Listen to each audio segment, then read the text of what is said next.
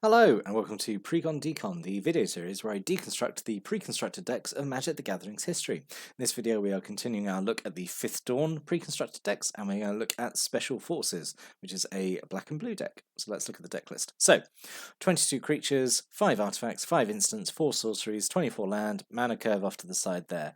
Let's look at this deck. So, the theme of the deck, which I mean, I have to say, is in some ways it's quite a unique idea.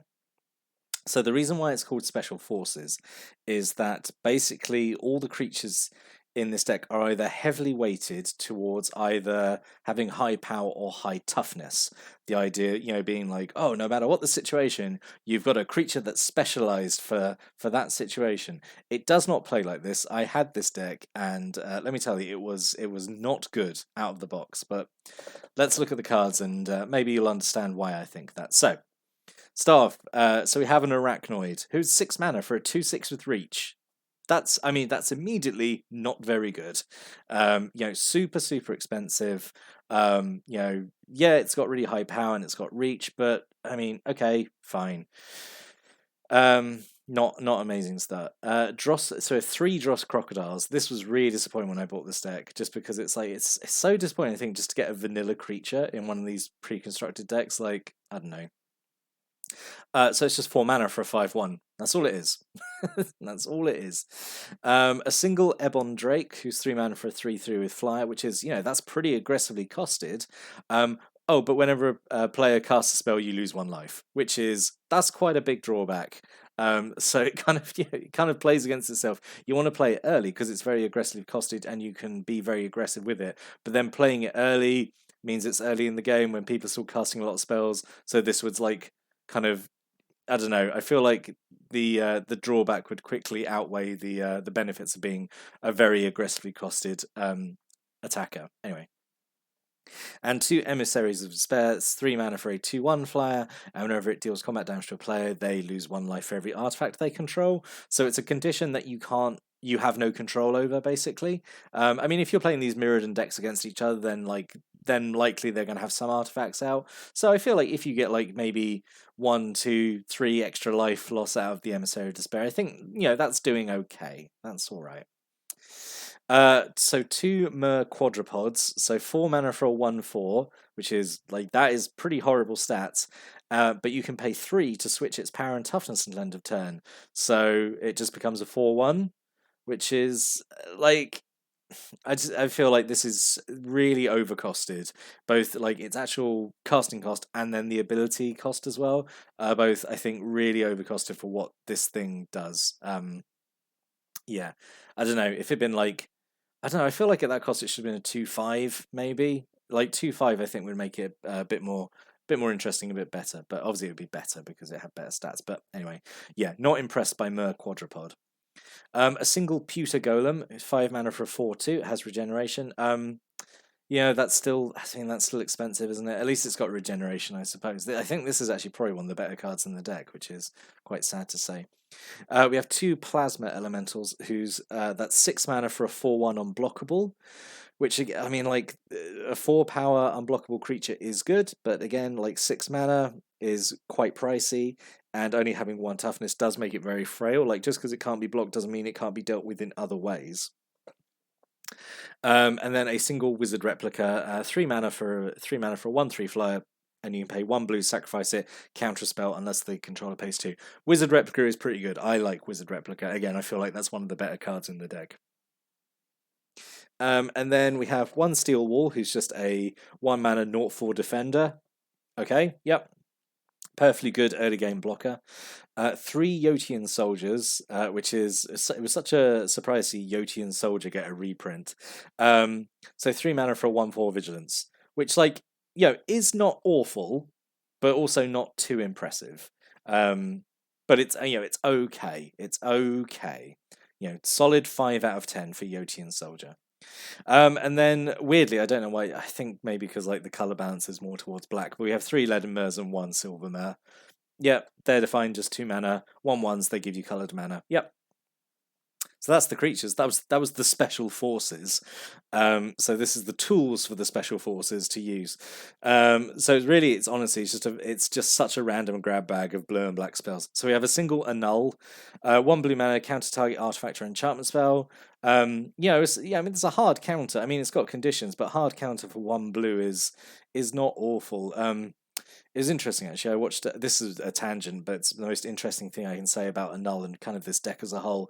I was watching a video recently about like how Annul has been like used in standard like quite a lot. Like it's been in sets where it's really mattered. Like it was in Mirrodin. Um, I want to say it was in Theros where there was a lot of enchantments, and I think it was also in Kaldheim as well, and it got like a lot of use there as well. But I don't know. A null is better than it looks. I never gave it much attention back in the day, but nowadays I look at it and see like, it's only 1 blue mana for a hard counter of an artifact or enchantment, and like you're playing in Mirrodin where there's a lot of artifacts, so this is fine. So I mean, if anything, I'd actually would have liked to see another one of these, but anyway. So 2 Devouring Shadow. So this was, I think this was the premier kill spell at the time for a while, because it was 2 black mana, destroy a creature. So it didn't care about color, which mattered at the time because this was still the period where most black kill spells can't hit black creatures. So this could destroy any creature, can't be regenerated, but you lose life equal to the toughness. But I think it still saw quite a bit of use just because it was so cheap. Yeah. Murderous Spoils, one of those. So super expensive removal spell. Destroy a non-black creature, can't be regenerated, but you gain control of all the equipment that was attached to it. So potentially like quite a good payoff from it, but like it's so expensive. And then one of the rares in deck is Plunge into Darkness. This I still don't know if this is good or not. Like, like 20 years on, I still don't know if this is good. So 2 mana. Has Entwine for an extra black. So Entwine means it has 2 modes. If you pay the Entwine cost, you get to do both. And usually the effects have synergy with each other. So choose one. Sacrifice any number of creatures and you gain 3 life for each sacrificed creature. Like, not awful if you're going to have a bunch of creatures die. Or pay X life, then look at the top X cards of your library, put one of those cards into your hand, and then exile the rest. So, yeah, you could, you could pay this, I guess, for 2 mana on turn 2, pay, I don't know, 5, 6 life, dig for 6, pick 1 card, and then exile. I don't know. I still don't know if Plunge in Darkness is good or not. Definitely a skill testing card, and a weird choice, I think, to put in these pre-constructed decks, which I think they are intended for newer players or less experienced players. So yeah, just a weird card, I think, to put in here. The other rare that is Acquire, which has the potential of like doing nothing, I suppose. So 5 mana sorcery, search an opponent's library for an artifact card, put it into play under your control. So I mean that is potentially very good. Again, you're playing these Mirrodin decks maybe against each other. This is almost guaranteed to have a target. If you steal like a really good artifact creature or a really good piece of equipment, yeah, super super good. Yeah, and I'm sure this has use in like Commander as well. This is like the artifact version of Bribery, which is like a card back from Acadian Mask. And Bribery is exactly the same, except you get a creature. The thing I would say is, I don't know, maybe it's because the group I played at the time, like we didn't really use artifacts that much after like Mirrodin was over, so this never had a target. And again, like if you're a new player and like you're like, oh, I've got Acquire, sweet, I can go through my opponent's library, steal one of their cards before they even get to draw it. And I don't know, you play it and they're not using any artifacts, or they've only got maybe 1 or 2. I don't know. It just has the potential, I think, of 5 mana for doing absolutely nothing, because it's something that's kind of out of your control. Whether your opponent's deck has any artifacts in it or not, I don't know. Again, it just feels like a weird rare to include. 2 Consume Spirit. X, 1 black sorcery, spend only black mana on X. So yep, great. We'll put that in a dual color deck. We won't put it in Mind Swarm, the Dark Steel deck that was pure black. We'll put it in a dual color deck, and does X damage to target creature or player, and you gain X life. Like it's a perfectly good spell. I'm not saying it's not a good spell. It is a good spell. Just it obviously won't reach its full potential in this deck. A single Shattered Dreams, one black mana sorcery. Opponent reveals their hand, choose an artifact card from it, and they discard it. So it's kind of like a cheaper, more targeted like coercion. Well, it's like duress, isn't it? But only for artifacts. I mean, at the very least, you're seeing their hand, I suppose. And again, I keep going back to this, but if you're playing these mirrored decks against each other, this would likely have a target. Single Lockstone Warhammer. This is probably one of the better cards in the deck. Yeah, great piece of equipment. Gives +3/+0, trample and lifelink. Super good bit of equipment. Does make any creature in this deck like an immediate instant threat. But I mean, that's the thing. I mean, like, we've got more equipment here, but that's the thing. Like, the creatures in this deck are sort of. I mean, they're all right. But the thing is, like, you're relying on equipment to make them good. Whereas I just think they should be good from the get-go, and equipment makes them even better. But I don't know, that's just me. So we have a single Ensouled Scimitar. So this is actually a fun nod to the classic Dancing Scimitar card, back from, I think, Arabian Nights. So 3 mana artifact. Equipped creature gets +1/+5, which is, like a pretty huge toughness boost. But you can pay 3 to turn it into a 1/5 flying artifact creature until end of turn, which is quite fun, I think. Just if you need a blocker in the air or an extra attacker or something. Yeah, I think Ensouled Scimitar is pretty good. I mean, you can do the thing of turn it into a creature and then give it equipment, so the equipment is equipped, which is, I don't know, I think that's kind of fun. Single Slagworm armor. This gives it just a huge toughness boost, +0/+6. So I don't know, put this on like the Crocodile or the Plasma Elemental or something like that. I don't know. Do whatever you want with it, I suppose. 2 Volshot Gauntlets. So 2 mana. Equipped creature gets +4/+2, which is pretty significant boost. But it doesn't untap during control's untap step. Obviously, this is a card that goes well with stuff that has vigilance. So this is what you want to put on Yotian Soldier.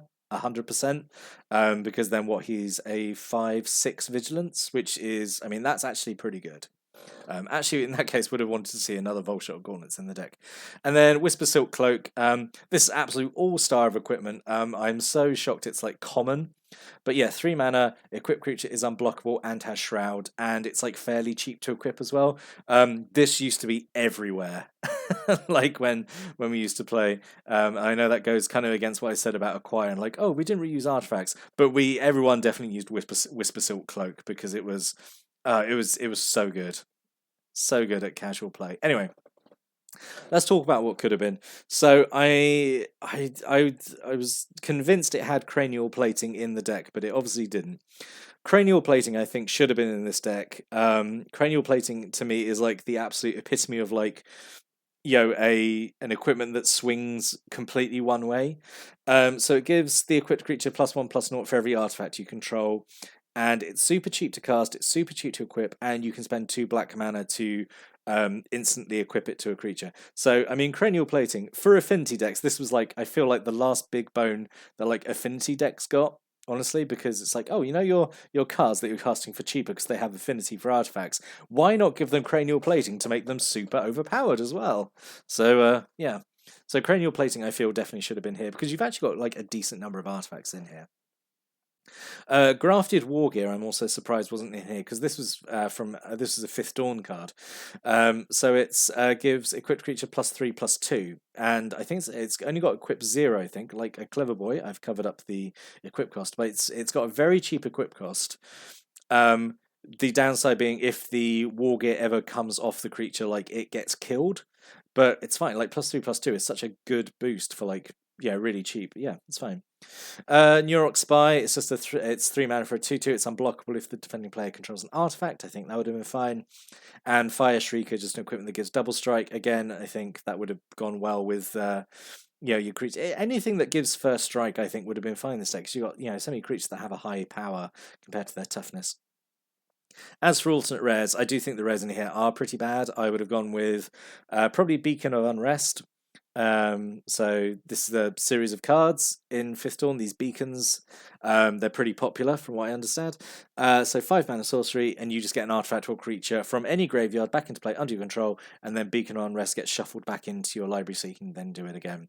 So that, I think, would have had an immediate impressive impact in the deck, rather than the Plunge into Darkness or the Acquire. And Mephedros Vampire, I think we're doing fun as well. So 6 mana, 3/4 flying vampire. Every creature you control is a vampire in addition to its other creature types, and has, whenever it deals damage to a creature, it gets a +1/+1 counter. And again, I just think that would have been a fun card to have rather than these, rather than the two that we've got at the moment. I don't know. So in summary, I am not impressed with this deck. As I said, I did have this. I did have this deck. I did play it out of the box a few times, and like it just feels very awkward to play. Like the mana curve is like kind of all over the place. Like your best creatures are quite expensive, but then also quite fragile. And like I said, like it's so reliant on having the creatures with equipment to be good rather than just being good to start with and they get better. So yeah, I'm not really impressed at all by special forces. Like it's like I guess kind of like a fun idea to have like the deck is either full of high power or high toughness creatures. But yeah, it just fell a bit flat, I think, in execution. But that's just what I think. What did you think after seeing the deck? Did you have this deck? Did you play it? What changes did you make to it? Put a comment below. I'd really like to know. But I'll be back next time to look at another Fifth Dawn pre-constructed deck. But until then, thank you for watching and listening, and have a great day.